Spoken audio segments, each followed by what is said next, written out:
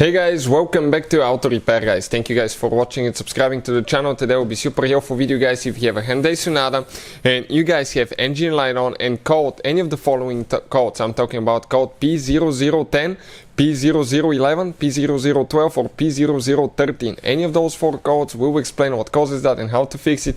Make sure to stay until the end. Some of those things that can cause that code are super simple that most people will never think about that. So let's explain now. So this should actually work on Hyundai Sonata generation from year 2010 all the way to year 2015 guys. Also, let me introduce you quick to the channel. If you guys need to buy any parts, tools, anything like that, we'll share the links in the description of the video below and you can see where we get all that from for a really good price and quick shipping as well.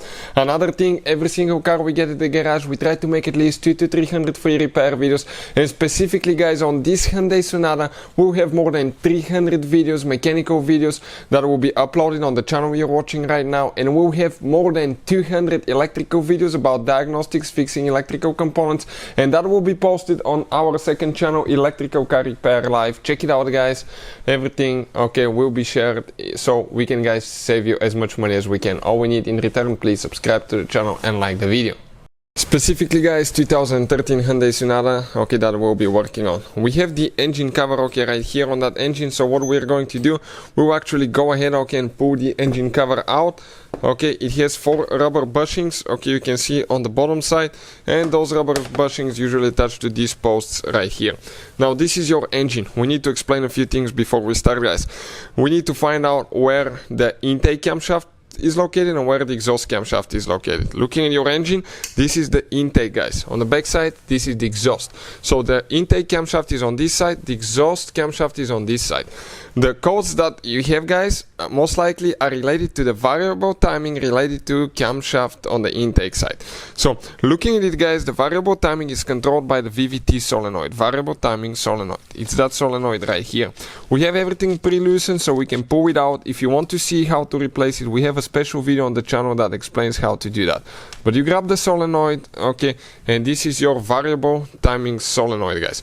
Now things to check if you get the codes. Make sure guys that the wire is plugged all the way in. Number 2, make sure that the wires are not broken or eaten by an animal. Sometimes mice can eat those guys in the winter and it can cause damage as well.